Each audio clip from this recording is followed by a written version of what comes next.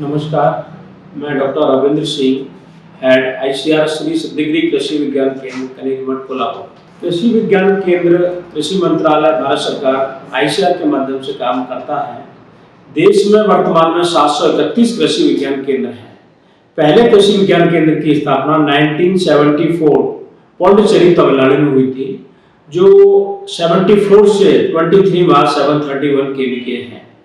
कृषि विज्ञान केंद्र मुख्यतः 3 पिलर पर काम करता है, जिसका विजन, मिशन एंड मैंडेट। क्योंकि कृषि विज्ञान केंद्र पर 16 लोगों का पूरा स्टाफ होता है और पूरा जिला या किसी जिले में 2 KVK उसके जुडिक्शन में रहता है। कृषि विज्ञान केंद्र का मुख्य कार्य उसके मैंडेट में आता है, जिसमें technology assessment, demonstration and skill development programme.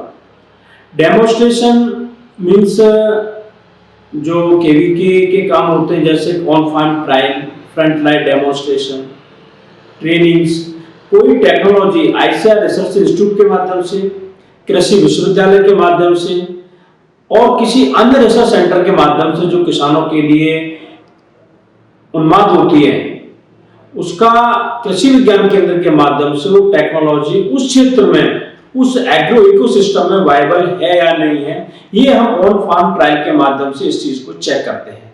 अगर पर्टिकुलर वो टेक्नोलॉजी हमारे उस एग्रो क्लाइमेटिक जोन के लिए, एग्रो इकोसिस्टम के लिए सूटेबल है, तो उसको हम फ्रंट लाइन डेमोन्स्ट्रेशन के माध्यम से उसमें मास में लेके जाते हैं।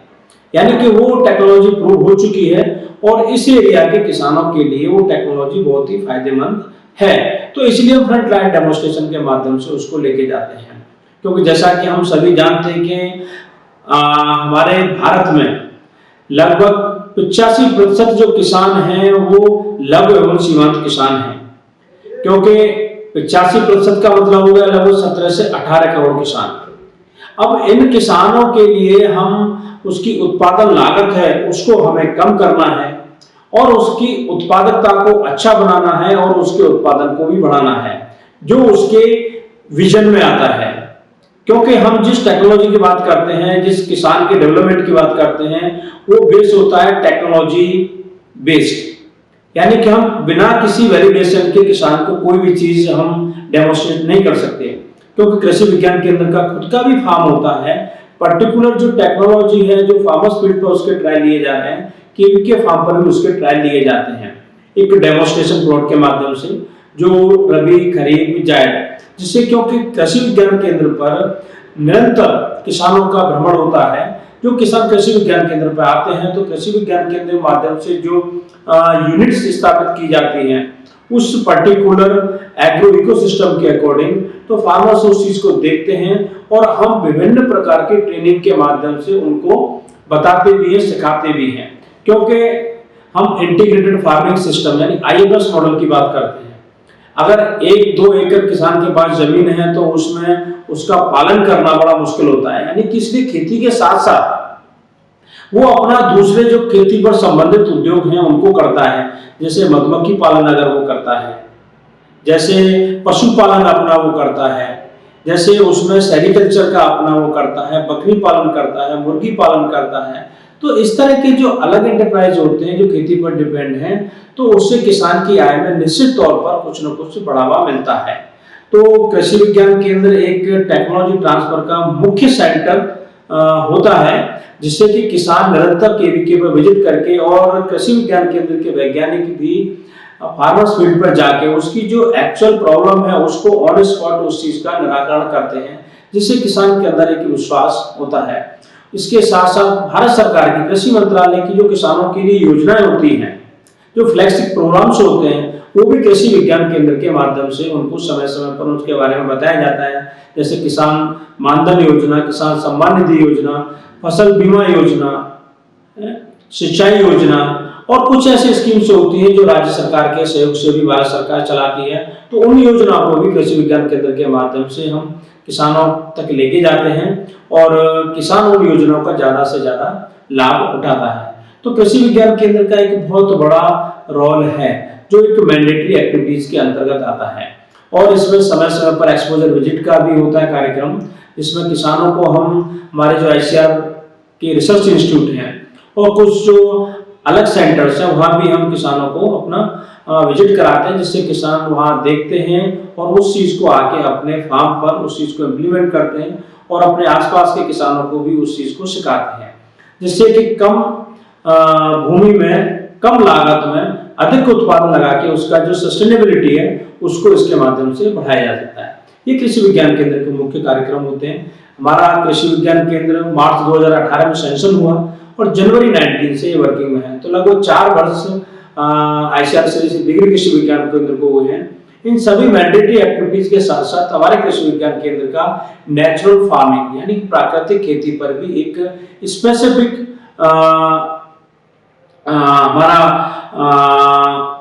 फोकस रहता है, जिससे कि किसान को इस चीज का ज्यादा से ज्यादा फायदा उठा सके, क्योंकि भारत सरकार भी नीति आयोग के माध्यम से BPKP भारतीय प्राकृतिक कृषि पद्धति के माध्यम से इस खेती को बढ़ावा दे रही है। जैसा कि हम सभी जानते हैं कि जो ग्रीन रिवॉल्यूशन आया 1967 में, उससे पहले हमारे यहाँ जो क्षेत्र था वो प्राकृतिक खेती के अंडर ही था, जो पशुपालन बेस्ड था।